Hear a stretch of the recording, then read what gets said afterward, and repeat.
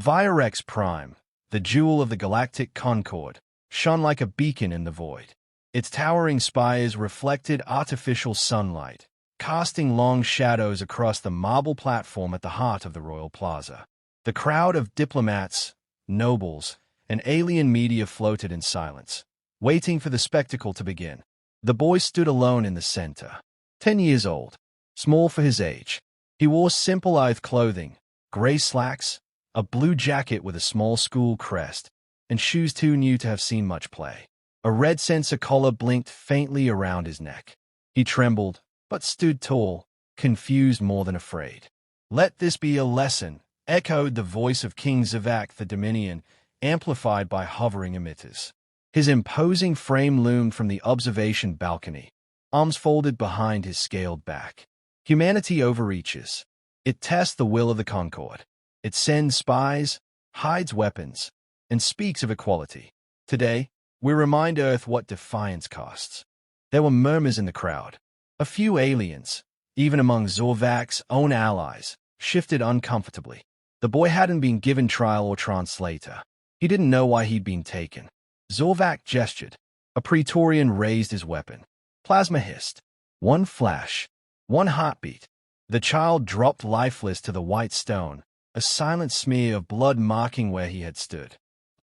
Hours later, in a remote quadrant of space, a human outpost picked up a ping on a diplomatic relay. Encrypted, brief, untraceable. A single line. Confirm identity of miner executed on Virex Prime. Priority black. Ghost protocol. Within seconds, the systems flagged a match. Facial scans, bone structure, eye patterns. The boy was Kael, citizen of Earth. His next of kin listed as Adrienne Kael, retired General, Sole Defense Command. Status, voluntary exile. Clearance level Omega. A second transmission left Earth, silent and cold as space. She must be told. Adrienne Kael lived alone in the icy reaches of Europa's third colony dome. Once, her name had been spoken with awe and dread by entire alien empires. The woman who turned the tide at Theros Station, who led the orbital drop over Mektal, who outthought the Krell Dominion AI hive and burned it from within. But after the war, she vanished, resigned, faded into the frost with her son. The galaxy assumed she had died, or at least lost the will to fight. They were wrong. Her cabin door slid open as the snowstorm howled behind the officer who stood outside. He looked young, green, barely holding his composure. "General Kael," he said. I'm sorry." She stared at him for a long moment. The wrinkles at her eyes didn't blink. Her voice was a blade. "Say it." It was on Virex Prime. Public. His gone. Silence fell like a hammer. Adrienne turned and stepped back inside without a word. The officer remained outside, unsure if dismissed or condemned. Inside the cabin, Kael stood in front of an old photograph. A boy with messy hair and a grin too wide for his cheeks. "Kaelin." She sank to one knee, opened the floor hatch, and pulled up a locked container. Her handprint opened it. Inside, the cold gleam of old metals, a compact warboard, and a matte black helmet carved with a silver eagle, her old sigil. She placed the helmet beside the photo. Her voice cracked for the first time. "I told you this galaxy didn't deserve you." The stars shifted in orbit over Earth as military satellites realigned. A dormant AI defense grid came online for the first time in a decade. Deep in a secure vault, a file labeled Lazarus lit up. Authorization: General Adrienne Kael, Omega clearance. Status: reactivated. Objective: vengeance. Far across the stars, King Zorvak dined with ambassadors. He chuckled, entertained by his own brutality. He didn't know the name of the boy. He didn't care. He wouldn't remember the moment. But history would. The war room beneath Earth's unified command hadn't been used in a decade. Dust still clung to the upper air vents. The holographic display table flickered, protesting the sudden activation of long-sleeping systems. But when General Adrienne Kael stepped through the reinforced doors, the room snapped to life, as if the building itself remembered her. 12 admirals and planetary leaders stood at attention. None had expected her to return. Not like this. She didn't sit. Status, she asked flatly. Admiral Rourke cleared his throat. We, awaiting confirmation. The footage from Virex Prime is still being authenticated by diplomatic. Is dead, she said. You know it. I know it. A silence heavier than gravity settled across the room. President Amani, leader of the Earth Alliance, stepped forward. Adrienne, I can't imagine your pain. But we can't afford another intergalactic war. Not over one. One child. Kael's voice was soft. Calm. Deadly. My child. Imani faltered. We must approach this diplomatically. Kael turned toward the table and activated the display. A massive galactic map expanded above it, red dots highlighting Zorvak's empire. Supply chains, fleet routes, relay hubs, manufacturing worlds. She had done her homework. Diplomacy ended the moment a royal executioner burned through my son's chest in front of a galactic audience. This is a war of message, not politics, and I'm sending one back. General Takai, once her rival, now her equal, studied the map. You're suggesting a counter-assassination. Kael looked at him with something colder than contempt. No, I'm suggesting collapse. Within 2 hours, Kael stood aboard the orbital carrier Eidolon, flagship of her old unit, the Ghost Talons. Thought disbanded, they had simply gone dark, waiting. Now, encrypted messages pulsed across the Solnet. From Pluto's black ice bunkers to the asteroid fortresses beyond Saturn, her old command answered. No hesitation, no debate. The ghosts were awake again. In the Eidolon's war chamber, Commander Velan approached. They are all in. Every squad, even Reaper Division. They say they owe Kaelin their lives, twice over. Kael didn't look up from the console. She was reading old logs, Kaelin's schoolwork, creative sketches of imagined spaceships, tiny notes about his favorite meals.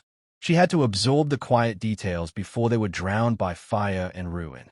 Prepare cloak protocols, she said, and send a black beacon toward Virex space. I want Zorvak to know a human is coming. But not when. Not how. Yes, General. Later, in her private quarters, Kael sat beside a small memorial. Just a photo, and Kaelin's worn-out toy starfighter, glued together too many times to fly. She touched it gently. A recording light blinked on. This is for you, she whispered. You always believed in peace. I did too, once. But there's no peace where monsters walk freely. She paused. I won't make it quick, Kaelin. I won't make it quiet. She shut off the recording. Back on Virex Prime, King Zorvak barked orders to his high guard. Reinforce border sectors. I want all human fleet activity logged and reviewed. But Your Grace, his chancellor protested. Earth has issued no protest. They are silent. Exactly, Zorvak said, pacing. They are humans, and humans don't stay quiet. He scowled. Find out who that boy was. The request reached Earth's diplomacy servers hours later. It was ignored. Intentionally. The Ghost Talons launched from deep within the Jovian clouds. A dozen stealth cruisers slipped through subspace rifts, invisible to standard galactic detection. No grand invasion. No official declaration. Just a mother's will and a storm of ghosts. It started with the relay silence. A single galactic communication hub, located on the outer rim of Zorvak's empire, went dark. No distress call. No explosion. No trace. Then came the second, Fex 9, a fortified supply station vital to Zorvak's eastern fleets. The orbital defenses were still online when the station's AI went haywire and detonated the auto-scuttling system. Over 400,000 tons of material vanished in flame. And then the third strike, a war cruiser named Olarak's Fist, crewed by one of the King's most trusted admirals, disappeared en route to patrol. Days later, its bridge module was discovered adrift in deep space. The admiral was still seated, neck snapped, eyes wide in frozen terror. The galaxy had no idea who was responsible. But Zorvak did. He just didn't understand how. She's playing with us, he growled, voice thick with venom. The king paced across his private strategy chamber, flanked by trembling advisors. She's not just attacking, She's dissecting. She has no fleets in the region, his war minister said. Not that we can detect. We're being outmaneuvered, Your Grace, by shadows. Zorvac snarled. Shadows don't destroy entire starbases. She does, said a voice behind him. All heads turned.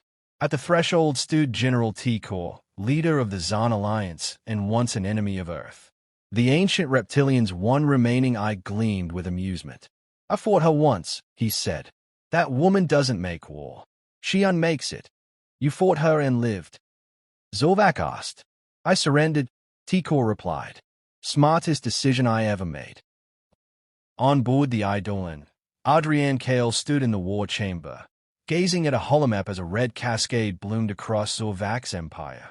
Supply chains, relay beacons, communication webs, all failing. Commander Velan approached with the latest status. Operation Black Veil was a success. 3 more sites down. 0 civilian deaths. Clean. Precise. Adrienne nodded. The fewer innocents involved, the clearer the message. Do you think he's getting it? Oh, he's getting it, Kael said. But he hasn't understood it yet. Velan hesitated. What happens when he does? Adrienne looked away, her jaw tight. He'll lash out. Try to match cruelty with cruelty. But that's when he'll lose control. She tapped a blinking node on the map, the capital itself. Virex Prime. Zorvac doesn't realize I'm not coming for revenge. I'm coming for memory. The next strike hit close to Zorvac's throne world. A quantum anchor, a device that kept enemy warps from entering protected space, was disabled for 4 minutes. In those 4 minutes, 20 drop pods launched from stealth vessels and infiltrated the outer palace systems. They didn't attack. They didn't kill. They delivered a message. A single black box, left on the palace steps. Inside, a child's blood-stained blue jacket. And on top, folded neatly, a war sigil Zorvac had seen before. A silver eagle with a broken sword. The symbol of General Adrienne Kael. Zorvac held the jacket in trembling claws. For a long moment, he said nothing. His entourage watched, terrified. Then he roared, a deafening sound that shattered the stained glass behind him. I want Earth reduced to ash, he thundered. Mobilize the Concord. Call every ally. We will end them. But Your Grace, his chancellor warned, attacking Earth directly risks rebellion from the outer systems. Even the Concord isn't unified. They fear her. Zorvac turned, fire in his eyes. Then let them fade. But Adrienne had expected this. She watched from orbit as Zorvac's fleet moved. Massive capital ships surged from their docks, preparing to march on Earth. But she didn't meet them head-on. Instead, while the throne fleets left their borders unguarded, her ghost talons moved behind. The Skarn Void Yards, producers of Zorvac's next-generation war cruisers, were sabotaged and rigged to self-destruct. The Galactic Treasury Node, a planetary vault storing trillions in reserves, was breached and its contents rerouted to independent systems and civilian worlds. Adrienne wasn't just hitting the King's empire. She was redistributing it. Across the galaxy, whispers spread. Earth doesn't strike back. They delete you. She fights without raising her voice. The Ghost General has returned. For the first time in centuries, the Concord trembled, not from battle, but from belief. On the Eidolon's bridge, Adrienne Kael stood alone, watching the stars drift by. In her hands, she held a simple piece of paper, a drawing, Kaelin's, a child's imagination of a spaceship flying above a smiling Earth. She traced the outline, then folded it carefully and slid it into her breastplate. Almost done, she whispered. Just one more message to send. The skies above Virex Prime burned. But not from fire, not from bombs, from silence. Every defense satellite orbiting the Galactic King's throne world had gone offline in perfect unison. Hacked, disabled, or deceived. No alarms sounded. No weapons fired. No fleets moved to intercept. A single ship entered high orbit, Eidolon. The Ghost Talons did not descend in mass. Only one dropship deployed, and inside it stood General Adrienne Kael, clad in matte black armor, her silver eagle insignia gleaming coldly at her shoulder. The stars reflected off her visor as she looked down at the planet that stole her child. She landed on the palace roof without resistance. Not because there weren't guards, because they'd already surrendered. Zorvac sat alone in the throne room, his ministers gone, his armies deployed across the stars in futile retaliation. Only a skeleton force remained, and even they had refused to stand between him and the incoming storm. The great double doors creaked open. Kael stepped through them, calm as a glacier. Zorvac rose, slower than usual. No crown, no armor, just a hollow monarch standing in a hall too large for one man. "So," he said, voice taut, "you finally show your face." Kael stopped 10 paces from him. Her helmet retracted, revealing her face, aged, sharp, eyes as cold as vacuum. "I needed you to feel helpless first. You think fear makes me weak?" "No," she said. "I think your pride does." He drew a ceremonial blade, glowing faintly with plasma. "I could kill you, hey." "You already did," Kael said softly, "when you murdered my son." That stopped him. His hand trembled slightly. "I didn't know who he was. He wasn't important." "And that," she replied, stepping forward, "is exactly the point." She didn't reach for a weapon. Instead, she reached into a pouch at her side and withdrew something small. A chip. She inserted it into a nearby terminal. The throne room's walls lit up. Massive projections of news feeds, intercepted transmissions, and live footage from across Zorvac's empire. Protests, mutiny, panic. Systems were rising against him. Empires refusing orders. His treasury gone. His fleets trapped.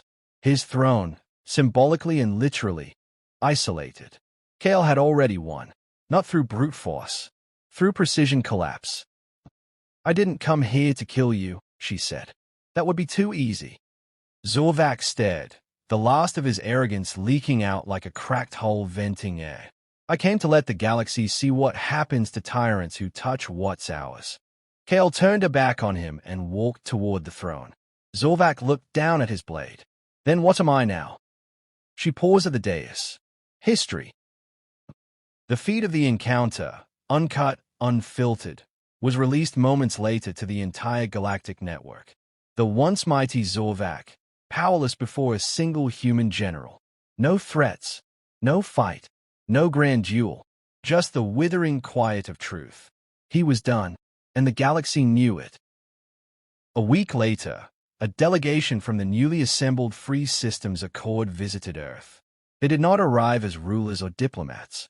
They arrived as students, seeking to learn how a single human had dismantled an empire without declaring war. President Mrcy welcomed them politely, then turned to Kael's final message, now recorded in the Earth archives. Adrienne Kael sat in Kaelin's room. The recording had been made the day before she left the Eidolon. Her voice was calm, resolved. "To the leaders of this galaxy, consider this your warning. You think Earth is just another world, a young species, loud, impatient, brash. Maybe we are, but there's one thing you never understood. We endure. When you kill a human child, you don't break us. You forge us, and the fire we rise from doesn't go out." She looked down, touched a photo frame beside her. "You took one of ours. Now you know what we become." The message ended. Adrienne Kael never returned to public life. The ghost talons disappeared into deep space once more. Some say she lives among the colonies, teaching the next generation in peace. Others believe she watches from the shadows, waiting to rise again. But every leader, every empire, every tyrant in the galaxy remembers one thing: never touch a human child.